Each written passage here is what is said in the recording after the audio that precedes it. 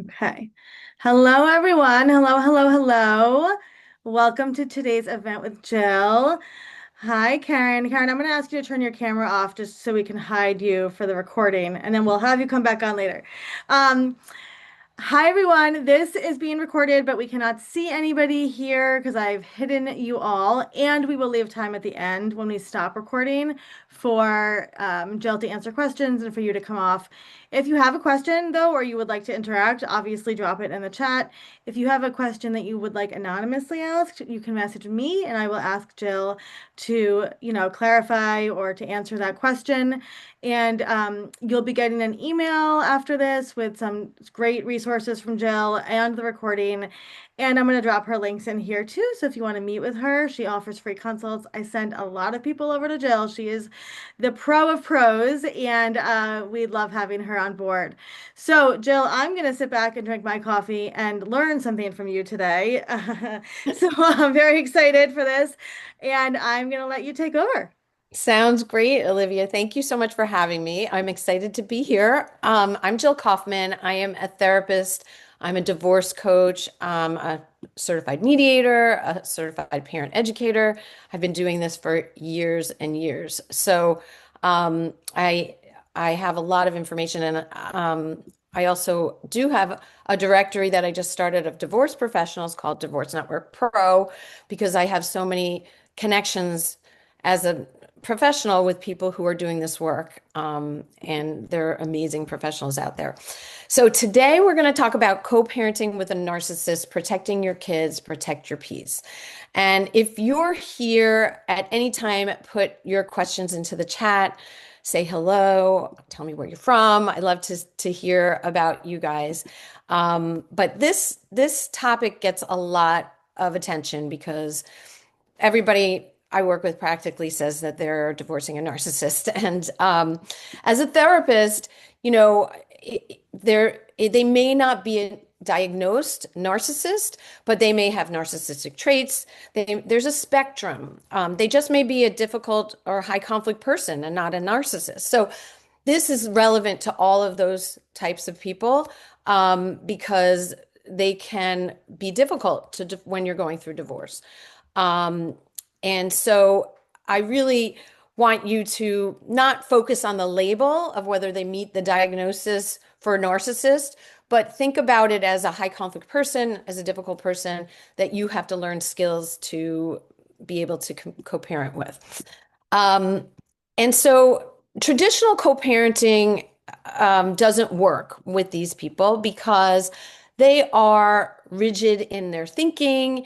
They like to control things. They have double standards. What's okay for them is not okay for you to do. They shift the blame so that, it's your fault. They maybe gaslight you, which that word is used a lot, but it's basically telling you something that you think, is true, but you start to question yourself. And so, that's a very confusing way to feel when you're dealing with somebody like this. They can rewrite history based on what they believe. They have this victim mentality where, they're always the victim. You're the one who's attacking them, even when they're attacking you. And so the conversations leave you feeling confused, drained, just exhausted. Um, Now, this may not be exactly who you're divorcing. They may have parts of this, but not all of it. Um, and whatever it is, you really need support when you're going through this because if you don't, you're not going to behave in the best way. You're not going to be able to support your children. And, it's really much better. You're much better off to have some tools to handle this. So let's go to the first section, shifting your mindset. Um, so when you're going through divorce or divorced, you are in a different relationship with your spouse than when you were married to them. And a lot of people, most people, I have to say, including myself, I went through a very, difficult divorce too. Um, we don't do this mindset shift. We think of them as we're still married to them, even though we know we're not. but it feels the same. Like I spent 20 years married to my ex, and so it's not going to be like I'm going to snap my fingers and all of a sudden know that he's not my partner anymore. It takes time. You're going through grief, you're going through transition, and you have to consciously think about the fact that they are different. You're in a different relationship. So when you used to care about how they felt, what their opinion was, what um, getting them to understand you, you don't have to worry about those things in the same way anymore. You do have to come up with compromises, but you have to shift your mindset from a married couple to a colleague or coworker. And what a colleague or coworker, if they have a different opinion, if they feel a certain way, do you start getting stressed and anxious because you need to get them to feel the same way as you, or do you say anything that's inappropriate to them? Hopefully not, right? You have to treat a colleague in a professional way. It's kind of like a business relationship, and that's what you're doing with your co-parent. You are co-parenting your children. That's like a project. That's a task that you guys have. You don't have to like each other. You don't have to get along. You don't have to, you have to get along, and I'll talk about how to do that, but you don't have to, enjoy the time you spend together. There's no obligation like there is when you're married. So you really have to change. And this takes an effort on your part, changing your self-talk. It's okay that he doesn't appreciate me. It's okay that she doesn't understand what I'm saying. It's okay that they don't agree with what I want. I can make my choices based on what I can control. So, you really have to be detached. There's a detachment there that you have to work at to get there. And you work at, it gets easier and easier as time goes on, but eventually, hopefully, most people get there. There are some people who never do. I remember I had my mom's cousin and her ex-husband. They were both remarried. It was like 50 years after their divorce, and they still wouldn't be in the same room together. I mean, like, and that's ridiculous. You really want to be able to get along. It's so much better. There's a weight lifted off your shoulders. I can't express how much less stressful it is if you can detach and be co-parents together. Okay, so that shift in mindset, if you have any questions, put it into the chat. Okay, the don'ts.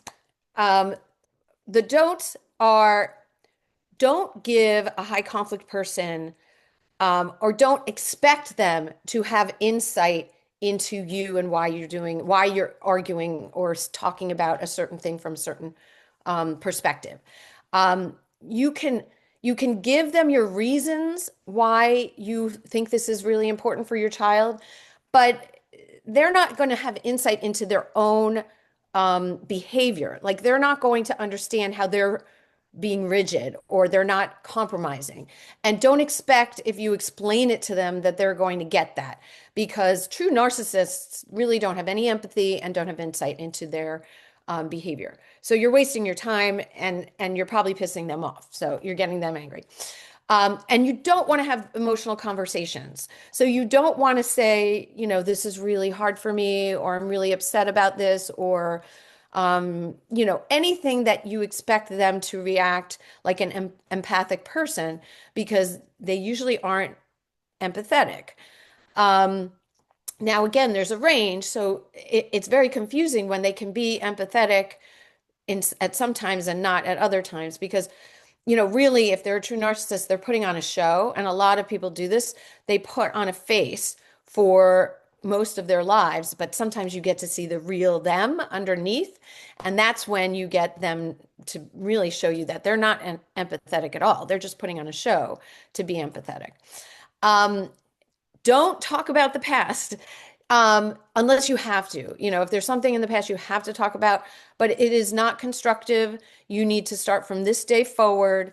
And, if they say something about the past, you ignore it. You don't go there. You really try not to, get triggered by them. And if you are triggered by them, don't fall into that trap of reacting to them.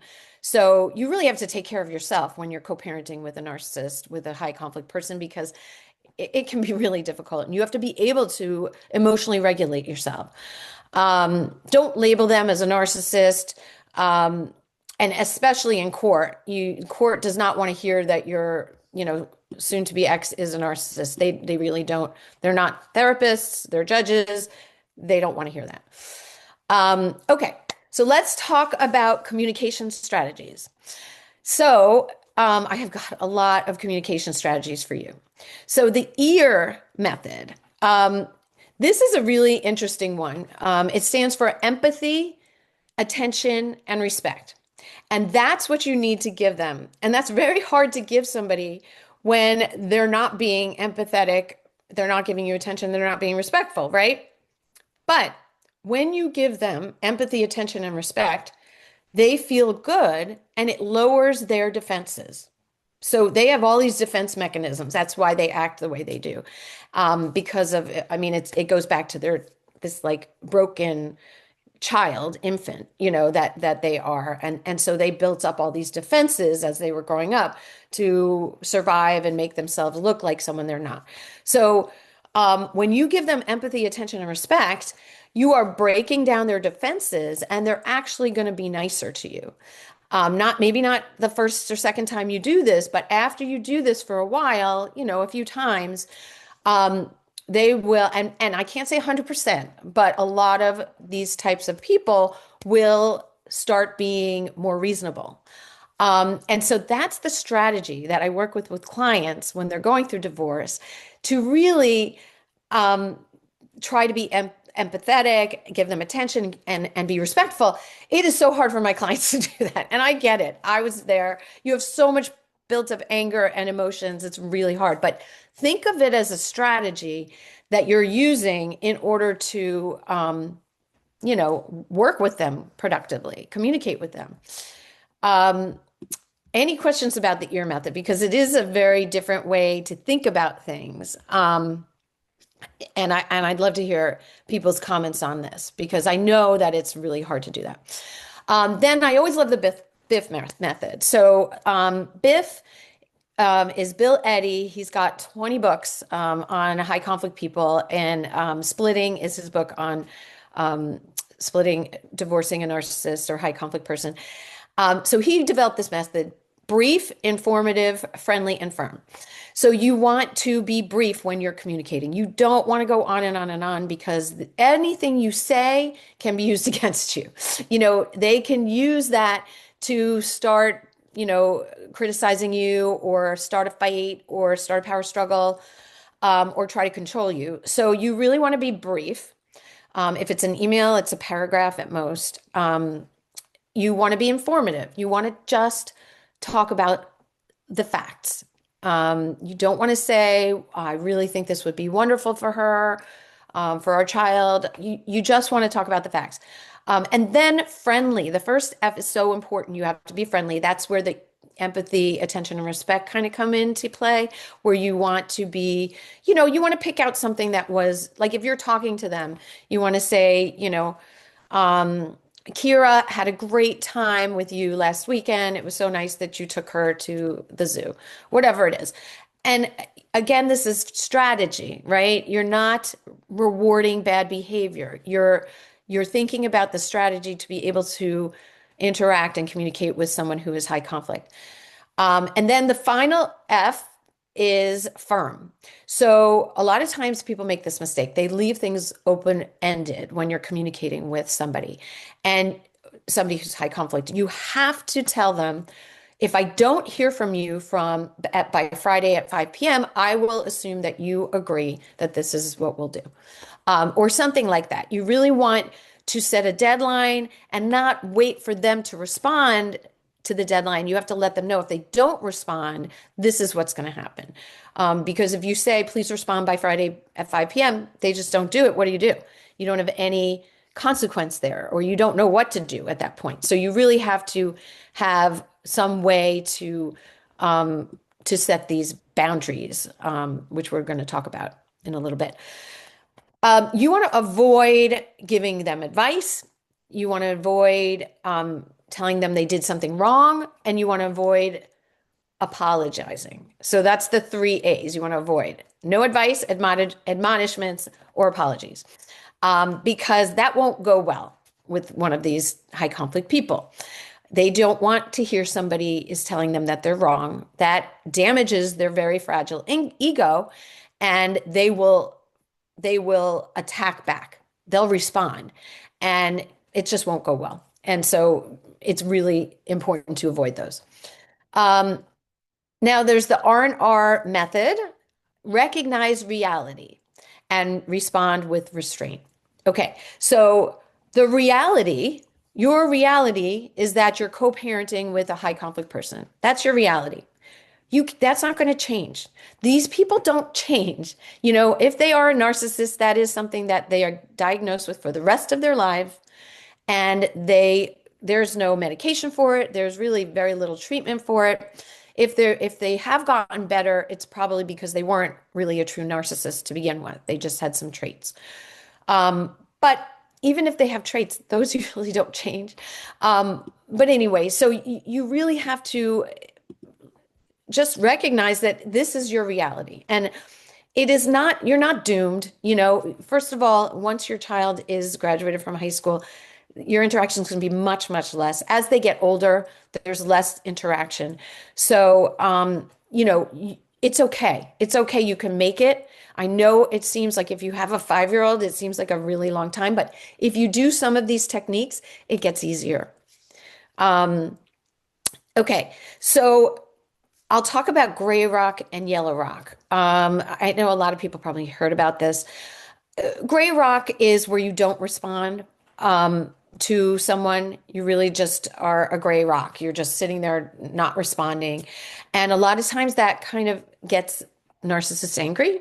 So I don't usually recommend gray rock. Yellow rock is a little bit like Biff, where you're going to respond in a respectful way and not just focus on the whatever it is you're focusing on. So I don't really need to go into both of those that much because it's very similar to the Biff method.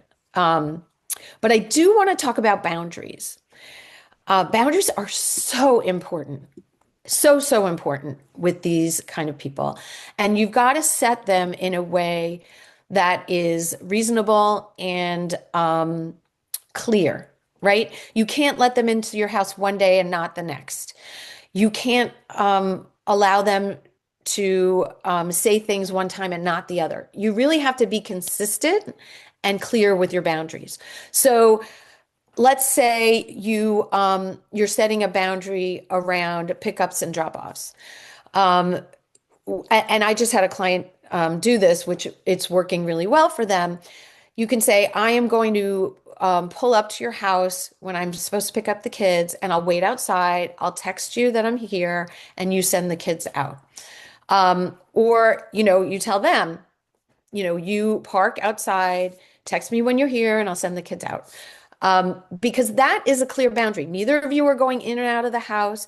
The kids are bringing their stuff with them, so you don't have to worry about like handing over stuff. I mean, if you need this boundary, not everybody needs its boundary, but if you do, then that's a great way to do it because number one, you don't need to talk to them about boundaries if that's a problem, because a lot of times when you have a conversation face to face, there's emotions there. You see eye rolls or you see things with each other that will trigger each other and it doesn't go well. If that's the case, do it by email. I love email. Parenting apps are another option, but email's great. Text is a little bit hard because you can't tell the tone in text and you can't think about it long enough where you can rewrite it. And then you get a text back and it becomes a problem when it doesn't need to be. Whereas emails, you can really take your time. You can write it. It's in your drafts. You can look back at it. You can let somebody else look at it. I look at all my clients' emails and I basically rewrite them because what you think is appropriate is not necessarily appropriate. And they've already put it through ChatGPT. So ChatGPT doesn't really even know what's appropriate and what's not appropriate. You really want to be careful not to trigger somebody. And when you are emotional, you're not really unbiased in order to write a good email. So, let somebody look over it first. Go run it through ChatGPT for sure, but ChatGPT doesn't always understand tone either. So if you have somebody like me, like a divorce coach who can look at your emails, that's really, really helpful. So the other thing about boundaries is how to know what boundaries to set. Well, whatever's bugging you, basically, whatever's bothering you, you need to set a boundary. If it's not bothering you, don't set a boundary. But it's really up to you what you want to set boundaries about. And I think a lot of people have trouble setting boundaries because we were taught as kids, like if we had boundaries, that was no good because, our parents maybe didn't support us having boundaries. So you really have to work on being able to set a healthy boundary as you're going through divorce, and you are dealing in a very difficult emotional situation. So it's a great opportunity for growth, I have to say, so you can I have so many books about boundary setting that I can share them if anybody wants them. We got a couple of is it possible to go no contact with a high conflict abusive co-parent? Communication is going through solicitors currently, but after court, I feel very uncomfortable having direct communication with them. What do you recommend? Well, that is a good question because I think when you're co-parenting kids together, you have to communicate, right? But there are really good parenting apps. There is a parenting app that's not our Family Wizard that will not allow each of you to send something if it's not appropriate. Whereas our Family Wizard has a tone meter. And so, it'll tell you that the tone isn't appropriate, but you're still allowed to send the email. But Best Interests, I know the co-founder, Saul Kennedy, he created something where it won't go there. It won't go if it's not appropriate. So you look around, there's a bunch of parenting apps, and I don't think you can go no contact with a high conflict abusive co-parent because how are you going to figure out things for your kids? You can't message to your children. You don't want to pay a lawyer every time you're communicating. So I really would suggest using a parenting app in that circumstance because then you're protected at least. So, okay. So I could go on and on about boundaries, but we don't have that much time. But let's talk about how you protect your children, because that is one of the most important things, right? Um, so I always get parents who worry about, how the child is when they're at the other parent's house because they were abusive to the person, like the adult. But number one, a parent can be an abusive spouse and not an abusive parent. It's hard to imagine that, but it is possible. It's a different relationship. They feel that they're part of them. It's possible. I don't know if that's the case, in your case. In some cases, it is possible. If your co-parent is not doing anything that could be reported to Child and Family Services, and that includes neglect, not feeding, not clothing properly, not hitting. But hitting is okay as long as it doesn't leave a mark or it's not with something other than your hand. So there are limits to what you can report to child custody. Um, uh, you know, if the co-parent, I have to add, if the co-parent has an addiction and is using while in the custody, having your children in their custody, that is a big problem. But other than that, you know, you can't take away custody from a parent in most places. There are some places where you can, but in most places, it's assumed 50-50 custody unless there's a really significant issue. So you're going to have to figure out how to be okay with your child going to their place for that amount of time. And what I want to tell you is that if you have 50% custody, that is a significant amount of time. Now, it's not 100%, obviously, but it's enough to make sure your kids get what they need. Most kids, and not all, but most kids can be okay being with a parent who isn't as good as you, who does things that are not okay, that you would never do. Um, they have to learn to set boundaries with their other parent. They have to learn by either you can have them in therapy, you can teach them the things to say and not don't say this to your other parent because then you're talking badly about the other parent, which you're not really allowed to do. So you can say if anybody does this to you, if mommy or daddy or anybody else does this to you, says something or does something that makes you feel uncomfortable, you need to tell them, I'm not comfortable with that. And you need to be okay telling them that. So you're teaching your child without throwing the other parent under the bus how to set boundaries and how to communicate with their other parent. Um, so so you're teaching them that you're a huge influence on them. And a lot of times, not always, but a lot of times, children by the time they're 14, 15, 16, 17, go to the other parent less because maybe they're not happy going there. And it's very hard to make a 16-year-old go to a place that they don't want to go. They could bring you to court, but a lot of times, the court will tell you and you say, I tell them to go, but they're not going. So, some of this stuff works itself out and sometimes they develop a relationship with the other parent that is okay for them. Um, so just feel good about the influence that you have on your child and don't worry as much what's going on at the other house. Don't make your child worried about you. So you have to get emotionally regulated. You have to take care of yourself so that your child isn't worried about you. If they see you crying all the time, if they see, I mean, once in a while we're going to cry, that's okay. But if they see you seriously depressed or anxious, that's going to impact them.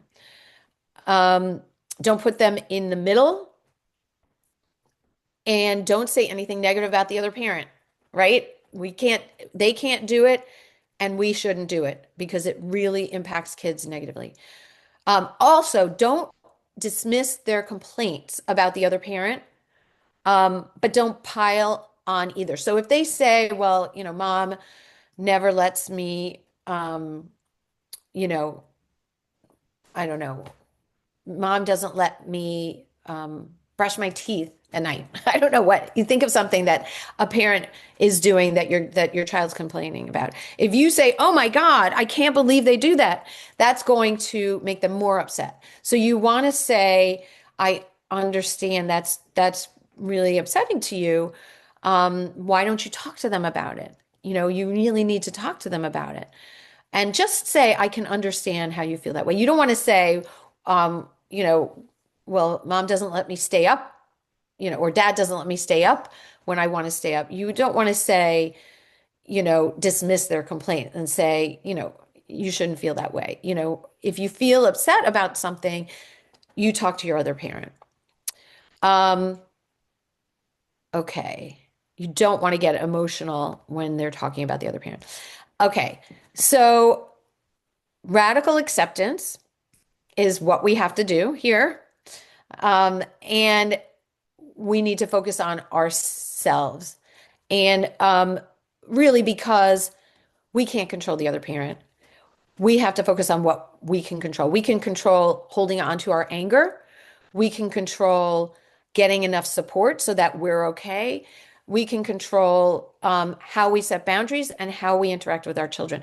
We cannot control the other parent. This is a good question. Can you speak to impact versus intent? I understand that impact matters more than intent, but it also doesn't erase intent either, right? Asking my kids, what did you have for dinner, is being characterized as spying on her through the kids. That's not happening on my end, but she will respond, but you did ask them that. The only reason you'd ask them that is to spy on me. So what I would say in that circumstance is don't ask what they have for dinner. If that's what she's feeling, if this is a high conflict person, you're giving her some reason to say something bad about you. You want to limit those reasons to say something bad about you. You want to do that ear, empathy, attention, and respect. And you don't want, I mean, this is someone it sounds like is a little bit, paranoid because they think you're spying on them. And who cares if you ask what they had for dinner? Obviously, it's not a bad question, but this start something that you can stop by just stopping asking. And I'm asking you all to be the bigger person because it's better for you, it's better for your children. And I know that's hard, and I know I'm asking a lot. And I was there. I had to bite my tongue 100 times, thousands of times. You don't, it's not fair. It's not fair that we have to be the bigger people, but we don't have a choice. We have to put our children first. And I just want to end with that if you can put some of these tools into place, things will get better and it will be easier for you. You will be able to do this much easier than you think because it will become second nature and you will be less emotional and you'll be able to detach yourself. And so your kids can be amazing, amazing. My three kids are all adults now. They're all doing great. And, I didn't do everything perfect, but I had a lot of these tools in order to support my kids. So I think, Olivia, You're good, Jill? I think Okay. I'm good. So what we're gonna do is I'm gonna stop recording in a second. Just a friendly reminder that I did drop Jill's info in here. I'm gonna drop it one more time in here also, and her link to her free consultation. I think that some of you definitely should take that link and go book a call with Jill because she is fantastic. And if you have specific, support that you need, she can help you there. And Jill, we will be sending this tomorrow, I mean today, to everybody. So if you're listening to this on the replay, please reach out to us at Fresh Starts or to Jill, and we can You know, definitely I connect you. I I just want to say my website is divorcecoachjill.com and my email is info Yep, at divorcecoachjill.com in case perfect. people who are watching the replay they Yep. don't know. Thanks, Jill. Okay, I'm gonna stop recording so we can have some questions.